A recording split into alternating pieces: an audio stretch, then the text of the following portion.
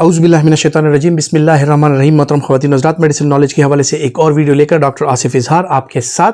ख़वातीन हज़रात, बहुत से लोग होते हैं जिनको हार्ट बर्न की शिकायत होती है, मैदे में प्रॉब्लम होती है, मैदे में दर्द की शिकायत होती है, बदहज़मी की शिकायत होती है। तो ऐसी सूरत में जो है तो अक्सर औक़ात आपको मुख्तलिफ़ किस्म के जो एंटासिड सिरप्स हैं वो एडवाइस किए जाते हैं, और यही एंटासिड सिरप जो है आपके मैदे की जलन, आपके मैदे का सूजना, फूलना और इसी तरह गैस के जो मुख्तलिफ मसाइल होते हैं उसमें इस्तेमाल होते हैं। सो आज बात करते हैं कि ये एंटासिड सिरप्स जो होती हैं इनमें बुनियादी तौर पे फॉर्मुलेशंस क्या होती हैं और ये किस बेस पे और किस तरह काम करती हैं।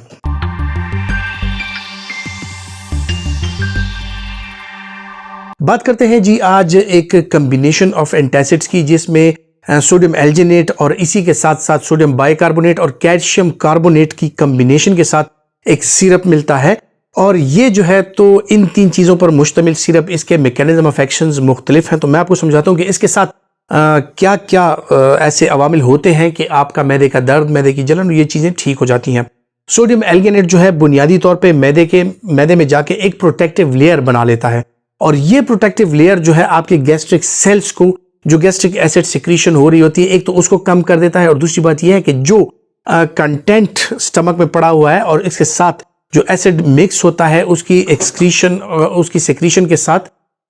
उसमें कमी आ जाती है, और वो आपके मैदे के सेल्स पर जो है तो कम असरअंदाज होता है। इसी वजह से जो है तो आपके मैदे में जो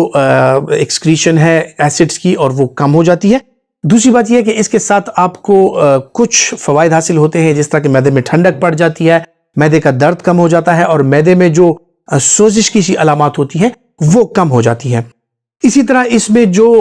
आपका मैदे में ऑलरेडी जो एक मौजूद एसिड है उसके लिए जो सोडियम बाइकार्बोनेट है वो उसको न्यूट्रलाइज कर देता है, और आपके मैदे की एसिडिटी जो है उसको कम कर देता है। और इसी तरह जो इसमें कैल्शियम कार्बोनेट है उसके साथ आपके मैदे की जो एक पेरिस्टालसिस हो रही होती है, यही पेरिस्टालसिस जो है ये कम हो जाती है, और इसके साथ जो आपके मैदे के कंटेंट्स हैं वो मैदे में ज़्यादा देर तक रहते हैं, और इस पर डाइजेस्टिव एंजाइम्स आ जाते हैं, डाइजेस्टिव जूसेस आ जाती है, जिसकी वजह से आपको हाजमे में शिकायत जो है वो कम हो जाती है, और आपकी खुराक जो है वो अच्छे तरीके से हजम हो जाती है। अब अगर बात करें इन तीन मैकेनिज्म्स की, तो इन तीन मैकेनिज्म में हमें यह पता चला कि एक तो प्रोटेक्टिव लेयर आ जाती है, दूसरा ये होता है कि जो एसिड ऑलरेडी मैदे में मौजूद है वो न्यूट्रलाइज हो जाता है, और तीसरा यह है कि मैदे में डाइजेस्टिव एंजाइम्स को टाइम ज़्यादा मिल जाता है, आपके फूड को टाइम ज़्यादा मिल जाता है, और इसी के साथ जो है तो उसकी जो एब्जॉर्प्शन है और उसकी जो डाइजेशन है वो अच्छे तरीके से हो जाती है। अब बात करते हैं कि ये सिरप्स वगैरह अगर आप इस्तेमाल करते हैं एंटासिड सिरप्स, सो इनके आया कोई नुकसानात भी हैं। इनके नुकसानात जो हैं बहरहाल जो आप प्रोटॉन पंप इनहिबिटर्स का इस्तेमाल ज़्यादा अरसे के लिए करते हैं उनसे बहुत कम है, और ये चूंकि सिस्टमिक उनकी एब्जॉर्प्शन नहीं होती, ये मैदे में लोकली एक्ट करते हैं, सो इनके ज़्यादातर असरात जो है मैदे पे और जो डाइजेस्टिव सिस्टम है उन्हीं से रिलेटेड होते हैं, और इनके कोई मेजर जो है तो सिस्टमिक साइड इफेक्ट्स नहीं होते। इनके साइड इफेक्ट्स में जिस तरह मैंने जिक्र किया कि बाज़ औक़ात जो एल्यूमिनियम कंटेनिंग एंटासिड्स होती है उनके साथ आपको डायरिया हो सकता है, और जो मैग्नीशियम कंटेनिंग एंटासिड्स होती है उनके साथ आपको कंस्टिपेशन हो सकती है। इसी के साथ साथ ख़वातीन हज़रात, बहुत सी दवाइयाँ ऐसी हैं कि अगर आप उनका इस्तेमाल कर रहे हैं तो एंटासिड सिरप्स का यूज़ उन दवाइयों की जो इफेक्टिवनेस है उस पर असरअंदाज होता है। यानी जिन दवाइयों के लिए आपको एसिडिक मीडियम चाहिए, या वो दवाइयाँ जो आपको आपका डॉक्टर कहे कि आपने खाली पेट लेनी है, दूध के साथ नहीं लेनी, जिस तरह के टीबी की दवाइयाँ हो गई, जिस तरह के थायरॉक्सिन वगैरह हो गई, सो इन दवाइयों के साथ अगर आप एंटासिड्स का इस्तेमाल करते हैं तो मैदे की जो तेजाबियत है वो कम हो जाती है, और जो इसकी एब्जॉर्प्शन है इन दवाइयों की वो कम हो जाती है, और इसकी इफेक्टिवनेस कम हो जाती है। सो ये इन दवाइयों के साथ जो है तो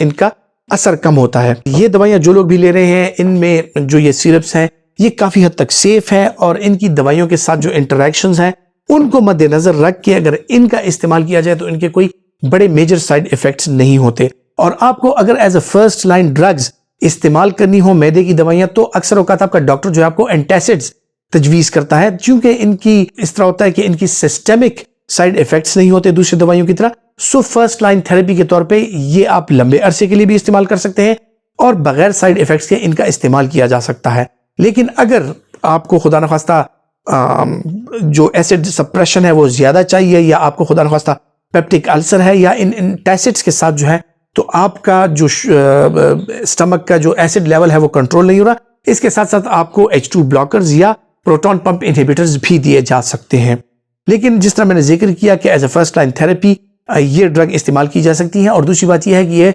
अक्सर औकात जैसे सुक्रोल्फेट वगैरह हो गए और ये एंटासिड सिरप्स हो गए, सो ये प्रेगनेंसी और लैक्टेशन में भी सेफ होते हैं। सो आपको इन दवाइयों की डिटेल्स में जाने की जरूरत नहीं होती कि आया ये मुख्तलिफ कंडीशन में सेफ है या नहीं है। सो ये गुर्दे के मरीज, लिवर के जो मरीज हैं, वो सारे लोग सुक्रोल्फेट वगैरह और इसी तरह जो है तो मुख्तलिफ किस्म के एंटासिड्स का इस्तेमाल कर सकते हैं। ख्वातीन हज़रात, तो उम्मीद करता हूँ कि एंटासिड्स के हवाले से जो जिक्र मैंने किया, जो इन्फॉर्मेशन आपको दी, इससे आपको फायदा हासिल होगा। और अगर आप समझते हैं कि आपको फायदा हासिल हो रहा है तो इस वीडियो को लाइक करके आगे जरूर शेयर कीजिए। अपना बहुत सा ख्याल रखिए।